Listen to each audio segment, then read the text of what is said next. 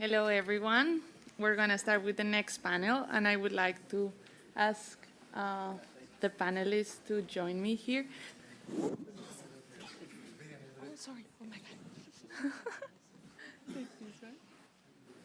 You have a microphone?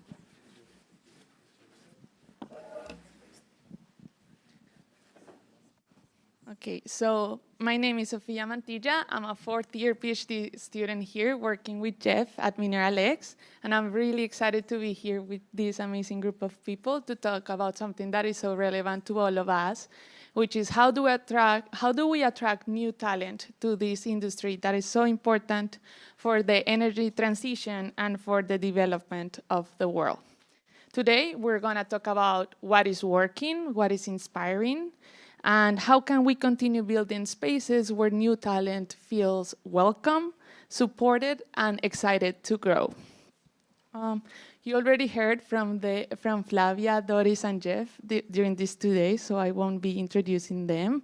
But I will take time to introduce someone that is joining us for the first time on stage, Robert Quartermain, or Bob.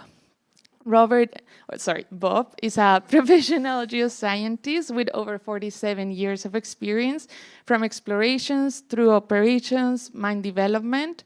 He built Silver Standard from a 2 million valuation to a 2 billion, and later led Pretiv from concept to production, culminating in a 3 billion acquisition by Newmont. He is now working on revitalizing the Homestake district with Dakota Gold. We're so lucky to have his insights today and with all the insights of the amazing panelists. So, to kick things off, I would like to ask each of you to share one word that comes to your mind when you think about the future of this industry. It could be something that captures your hopes or your focus or that you think that is needed the most. So, do you want to start? Yeah, collaboration. Good word. Going beyond. Going beyond. Transformation. Transformation. Education. Education. Perfect. Thank you for sharing that. We're going to start with broad questions to ground ourselves. So please briefly share what drew you into this field and what exciting challenge keeps you committed today. If you want to start, Doris. What got me in first is I was fascinated with the rocks. I was born a geoscientist, although I'm a metallurgist. I'm a physical metallurgist. I was fascinated by the beauty and the stories they tell and of how the earth was formed in different regions of the world. And what keeps me in is committed in this industry still is that mining can be a force for good.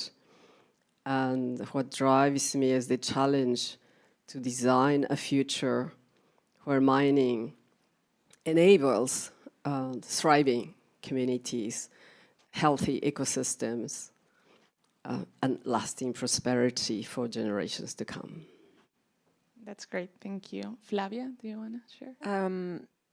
I'm a rocket scientist, so I didn't really start studying in this industry. I liked stars, not rocks, planets that I guess are big rocks. So that makes me a sort of geologist.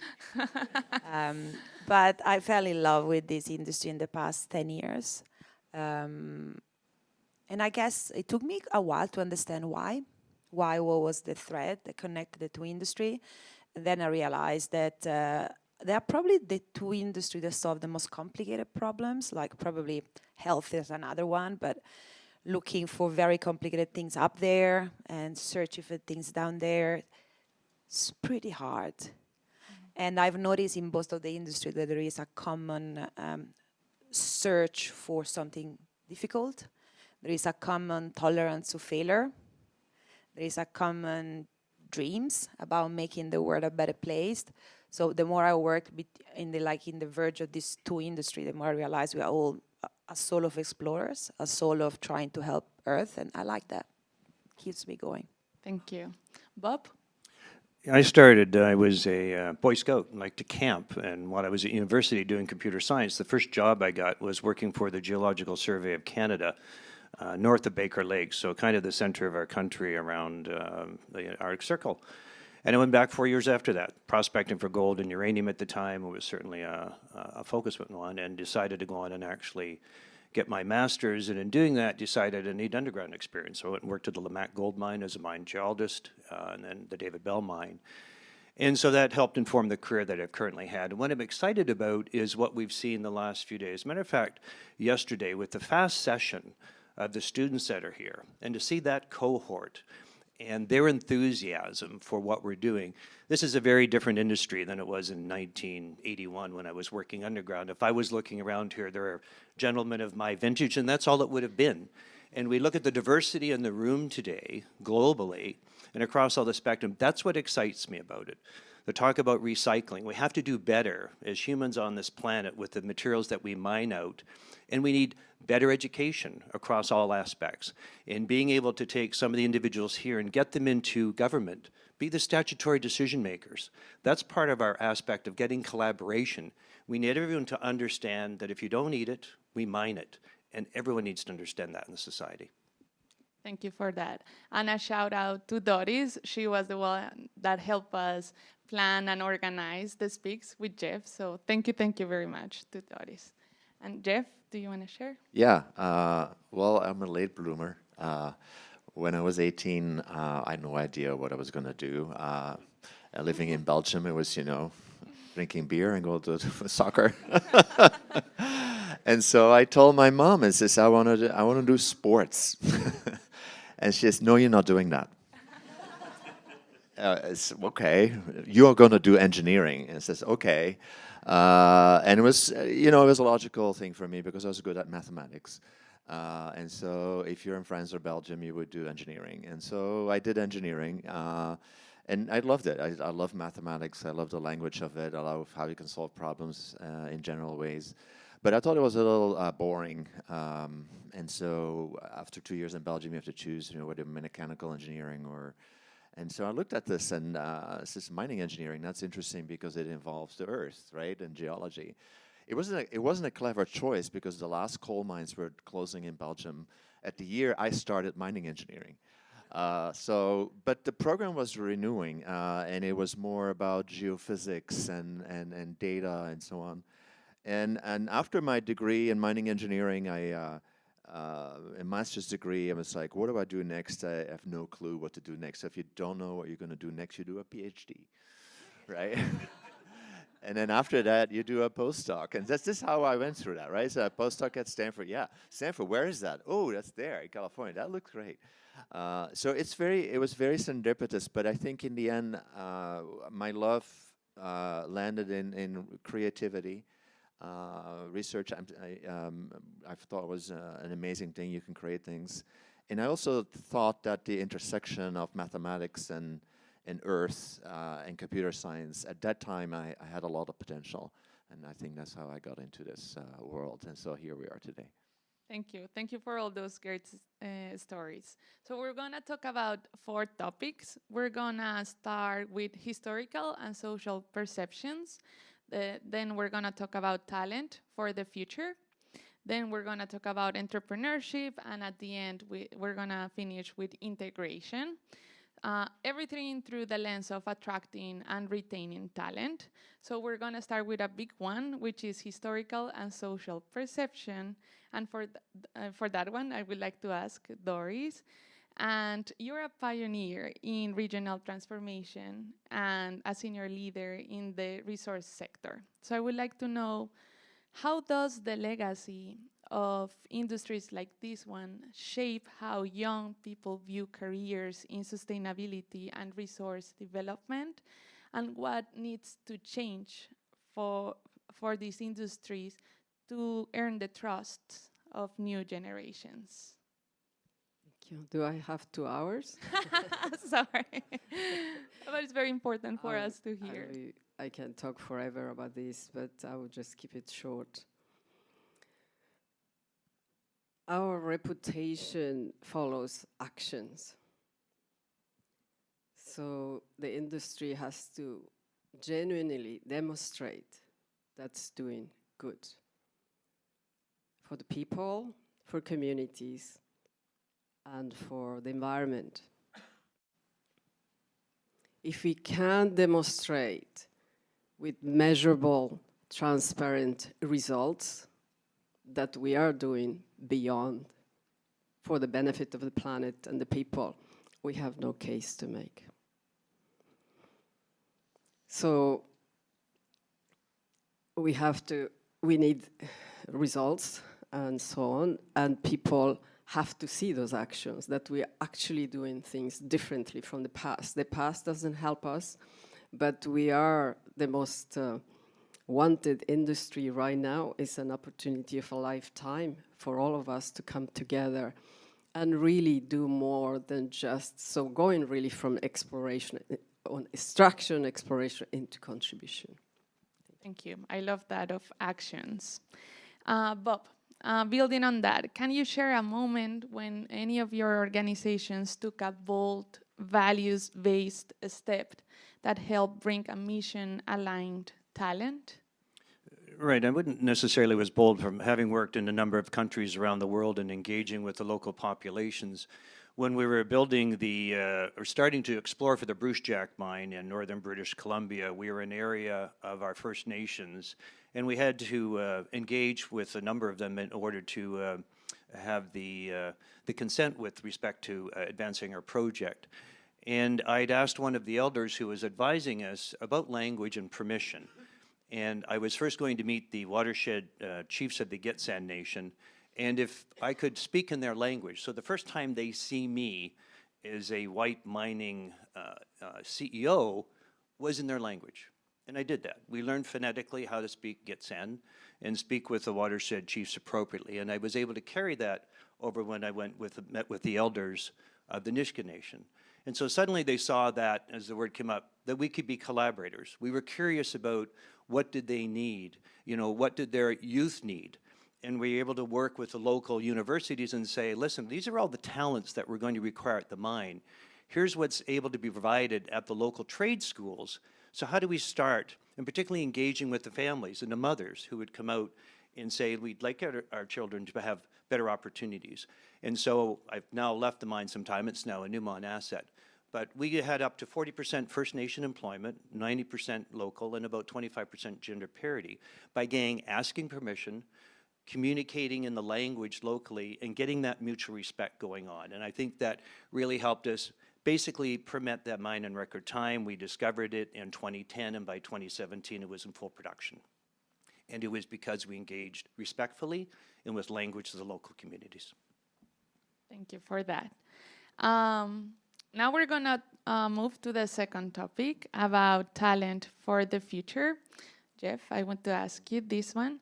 You and David managed to bring a very large crowd here from very different backgrounds. So first, I want to ask you, how did you do that? And second, how does creating spaces like this one helps to attract new talent to this sector? Yeah, again, I think it's all very serendipitous. Maybe you think I had a great scheme or plan. I think it's just like my education. It wasn't. There are things that, as a human, you value, about your values. And about 4 years ago, looking at the oil and gas industry, I was running a very big consortium in oil and gas industry. It was fascinating science. Oil and gas is very advanced. But at the same time, you start to look at the realities in the world around climate change. And I was also very displeased by, because I was in the rooms with the executives, right? I was very displeased by what they were saying and what they were doing. And so that, I felt uncomfortable and increasingly uncomfortable about that. And so that's why then, the interaction with Cobalt, which, as I mentioned, starting very early on with Cobalt. And then there was a thought, and I communicated that with one of my PhD students, Tyler Hall, who is actually, a startup company. And Tyler has worked in the mining industry, and it's asked Tyler, what should I do? What would happen if I would just do minerals? And he said, it will be amazing, right? And it was a PhD student who told me that. I needed to be convinced by a PhD student that, you know, you can suddenly do something very uncomfortable, which is taking, you know, all the funding that you had from the oil and gas industry and saying no, and then saying we're going to do this thing, right? And it was like a startup, right? We had to start up, and we had 200K from Cobalt, and we put this conference together, which, as you know, these things cost money. I mean, at Stanford, that cost us $70,000, and like, we're running out of money. And but then I think everything sort of fell into place, and I think I met these gentlemen here in Morocco, to Bidra. Bidra was very early on a big champion of what we were doing and the vision that they had. I think what's happening in Morocco, we're just so pleased to work with you and the many projects that we're working together. And just things fell into place, right? And the things that fall into place because I had that general background in data science and mathematics and then computer science. And then, I had now a 25-year career in the geosciences. And so that's where then, I saw that is something that can happen. But David, we said it could just not be that only, because then it'll just be like the oil and gas industry, right? So we have a responsibility. And so the first forum we had was a lot of speakers. There were indigenous leaders. There was people from Madagascar. And so that's, I think, seeing that the whole thing, it's a whole thing. It's not just one thing. It's not just research, it's also community, but teaching and, and visiting countries and going to countries, going to Mongolia, going to these countries. And that's now the new thing. And it's just, see, this is not something I had planned at all. So, yeah, thank you for being here. Well, yeah, I can say that then when like this new idea of Mineralix was happening, I think, in my first year of the PhD. And I was a little bit, being very honest, a little bit hesitant, but the idea of the holistic view of not just looking the science, but also the sustainability part, the social part was something that is like, I want to be part of that. And like, as you say, actions and with support of you, I think that's something that would really move the needle and attract new talent. And talking about that, Flavia, I would like to get your perspective from Fleet. What part of your pitch or mission do you think makes people say yes when you tell them to come to talk to you or to work in climate tech or in a research-focused business? Fleet is even more complicated because it's a tech startup. So at this point in time, we are bringing together the software world from Silicon Valley, the geophysicists, the geologists, every part of a machine to build a company. It was really hard. Like, now you're starting seeing, but Silicon Valley-based culture in tech and mining is pretty new, okay? And one thing that the tech industry really does with all this talent, everything is very for purpose. No matter if you work at Airbnb or if you work in Uber or Zoom, it's got a purpose, okay? I also found the young tech generation, they don't really work for money. They work for purpose. They work for freedom. They work because they want to build cool product. They work because they want to change the world. They work because they care about the environment. I mean, I've got kids. They are 12, 10, they're little girls. They know about environment way more than what we know when we were 10. Like, these guys, I don't know about your kids, but wow, okay? They are just incredible. Now you see the 20, 25 years old, they do not join a startup to make money. They join a technology world because they want to make an impact. And when we started Fleet, there was, of course, the angle of using space and space technologies, and then we started bringing, we are trying to, bring the geologists are already really struggling to work together in mining. In oil and gas, they are a team, but in mining, they are like two different teams, and you need to bring them together. Then you fuel this relationship with hundreds of software engineers, okay? And hundreds of satellite engineers, and it's like a recipe for disaster, okay? The first couple of years, no one was like, oh, I don't like the way you work, I don't like the way you work. Now, 10 years in is amazing. Like, I found it really inspiring. People teaching from one side of the other, it's just so beautiful. At this point in time, people know that they know I'm a tech founder, and they know that the dream of Fleet is making this world a better place. One of my big dreams, I know humanity is going to other planets. I don't want humanity to go to other planets and drill everywhere. It's happening. I want to ask, because it's the human nature of us, it's a human nature of all of us in this room to look for something else. I know we are going to other planets, and I know we are going to stay. And if I have a contribution to this world for the next 50 years or 100 years, the Fleet hopefully will be a company. It's going to be to make this place, really this beautiful, beautiful planet, a better place, and we transition away from hydrocarbon or everything that doesn't help the environment, and making sure that we don't do the same in other planets. So that's important to me. Most of the geophysicists or geologists or software engineers that they left the big companies, it's hard for them, like leaving Rio Tinto or leaving Newmont or leaving big companies where they got big salaries and a lot of commodity, like it's a comfortable life. To join a tech startups, that's not an easy choice. Most of them, they want to make a change. And they've been trying to make changes into the mining companies from the inside for a long time. And that's hard. And so there is a huge group of very intelligent people in the mining industry that want to make a change, and they got caught into 10,000 people company where making change is just hard. Like the BHP and the Rio Tinto and all the big tier ones are just very big machines, and making changes is hard. So when I pitch a purpose, and going back to what you were saying, when Fleet was a little startup, we said no to coal, we said no to oil and gas. I didn't have revenue for 6 years, and I'm telling you, I got VCs and investors that were not happy about that.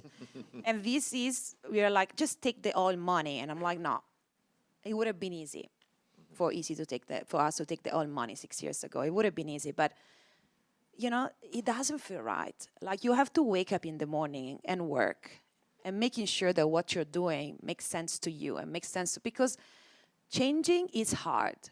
And innovation is hard. And every day you need to fight against a lot of people that says they don't want to innovate. So if you don't wake up with that soul that is full of hope for what you're doing, you're never going to make it. So that's my pitch. That's true. I think the complexity and the impact that we can have with this industry is what draws a lot of new talent.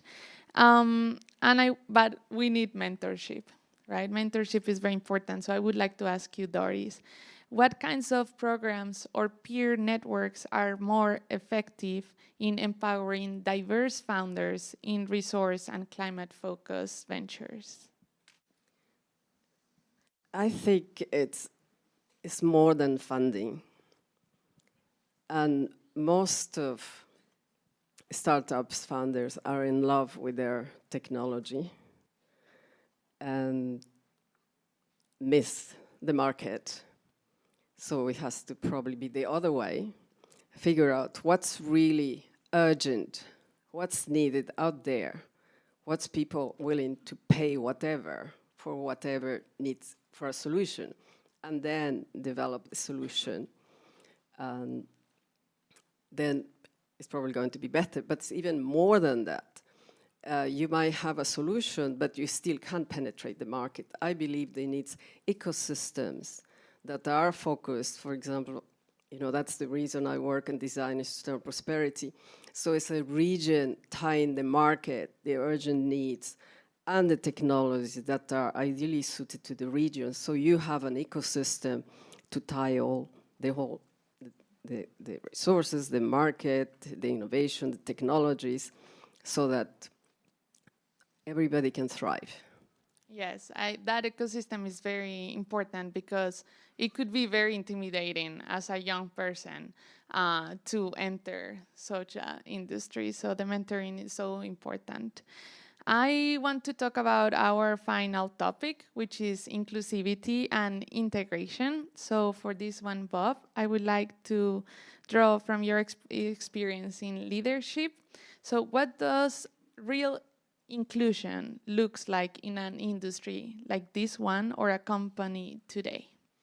Right. I think as we look for talent, and the conversation that's gone over the last 2 days has certainly been a focus on that. One of the, I think, two aspects of our industry that are important for me. One is this integration of data. We talked about there's a lot of data which is out there, proprietary data and government data, that we can mine.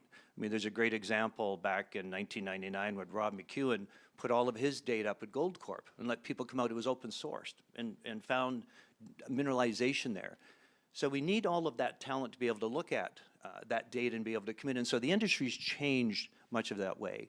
And, I think as Flavia was pointing out, the new talent that are coming in, students nowadays are very deliberate of what they want to do. They have ideas of where they want to be going to. And so those of us in a position of leadership have to be able to listen, to understand what's important for the individuals and create that environment where they can thrive and one where they can follow their talents, but do it in a safe environment. And of course, all of us who are here in this industry, particularly working at mine faces, know we have safety's value for us every day. And that's the one aspect we have with our corporations, is we have the head offices where we have a wide variety of talent, and then we have our operating working faces where we try to integrate in the local communities. And sometimes we have to be very careful about the language and perhaps the customs which go on at the mine face, which may be different than how we treat in our head offices. And one of the reasons, that would be important for me to often ask is we try and be inclusive across all the cohorts. It's about abilities, not about disabilities, and about minorities, about being inclusion as you would like. A question I could ask many of you here, I'm part of a minority, but does anyone here know how many countries in the world still criminalize LGBT activities? You can be put in jail for that. Number? 18, 20, I've heard. 40, I heard. No. 65. 65 countries where I have to look at that before I go, or if I had anyone working with me, I need to be able to take that lens. How many countries still use the death penalty for the LGBT community? 12. 6 actively. You can go on and Google them. So when I came out in the mining industry, suddenly all the places that I used to work, I had to take a look at. And so as we look around the room here, there are many people who may be diverse, who don't want to disclose. We certainly found that.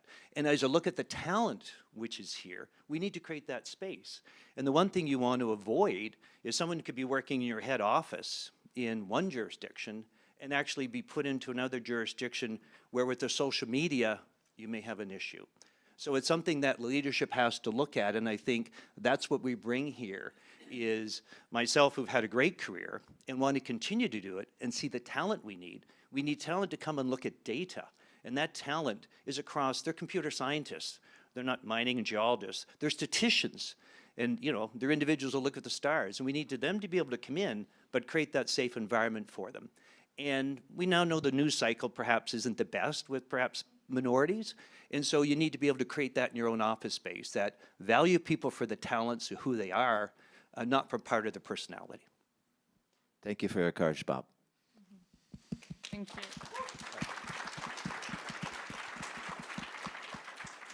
you. Can I add one thing? Yes. There is an important thing in what you just said that I want to add. The word of tech, data, ML, AI leaders, data scientists, it comes with a lot of neurodiversity too.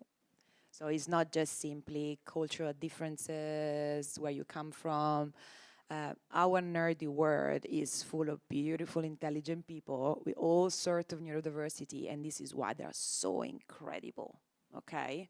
So you're gonna start to be flooded by all these data scientists and the PhD group there, like not us, we are completely like. It is an important thing to think about because their brain works in amazing way, in mysterious ways, and it's just absolutely fascinating. And I don't think the mining industry is ready for this wave that is coming of creativity and. But they need to be and understand. They need to be. About people, know permission, have language, have the right language. If someone wants to be called they or them, or fine, just look for talent. Or if they want to work at night instead of during the day, if they can't attend meetings because they're socially, that's the wave of talent that is about to hit this industry. I absolutely love it, but not easy. Just wanted to add quickly, it's the same in engineering.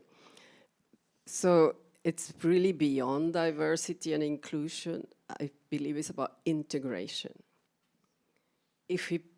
Companies are, of course, diversifying, but they are not integrating. So it becomes more complex, more complicated to handle things. So I think that's probably the next move. It's okay to put us all together, but then what? Yes, love all those comments. I have more questions, but I want to see the Q&A. Yeah, sorry.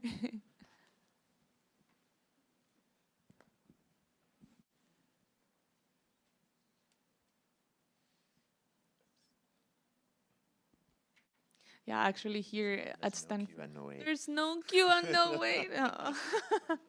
That's fine. You can open it up to. Okay. Oh, yes. There's a queue over there. Okay. Should I give the? I can take the. Oh, perfect. Oh, there's a lot now. Oh. Suddenly, there's 11 questions. Love that. Okay. So, oops.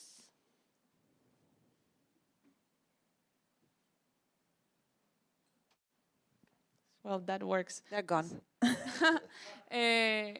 Here, like at Stanford, they say Nerd Nation. So yeah, you're gonna get hopefully many from those from Nerd Nation joining your companies. Okay, so we have. What can we new and early careers in mining should emphasize when inviting others not in the field before to consider careers in mining? So more on the messaging part. It's not targeted to anyone. Do you want to talk? I think it's beyond messaging, beyond telling them we are good, we are cool, please come, we are smart. But rather, I think to attract talent, we have to be relevant to the future.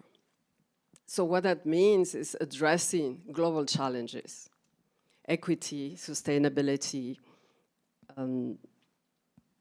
climate resilience. So if we genuinely address those and have a meaningful impact, as we said before, shift from extraction into contribution, that's what young talent today is looking for. Yes. Yeah, please, Bob. And the other thing, for many of you who are parents in the audience, I think we need STEM education in schools. That's the real critical, because people don't know about mining. We hear about mathematics, we hear about chemistry. I didn't know anything about it until I really got to university, and yet it impacts everyday lives. And as Flavia was saying with respect to her children, they're aware of the environment and knowing that everything that they're doing has an impact on it through the choices. So the more that we can have STEM education in schools, then I think that can help the career choices which individuals will want to come into. Particularly, I'm someone who thinks that as we get further along, there's going to be much more recycling going on. We're going to get better at that. So there's a wide platform of jobs that we can have, and if people are more aware of them in that high school period, I think it's important. So I think STEM education for students is something we really need to focus on in society. You know what I always say, I love this topic. You look at us, 6 or 7 years old, okay? They, no matter if it's a boy or girl, whatever it is, okay? They like rocks, dinosaurs, space, trucks. That's really what they like, okay? So when the mind is creative and young, without constraints, without fears, the mind likes the most amazing things, big things, like things beyond imagination, things beyond complication. I find it fascinating. I've seen it with all my kids. So I am a big STEM believer, that there is a moment in the journey in which we constrain the minds. Unfortunately, like, I don't know if it's parents, as teachers, educators. So we build a STEM program, a fleet, with our funding since the very beginning, in which we bring thousands of students to work a fleet. And, you know, we have all this manning and space, so bring it together. We do all these kind of activities, like with rocks, and we do so many, from little kids to year 12, okay? We all have done it with our funds and our money and our dedications, and also bringing all sorts of diversity.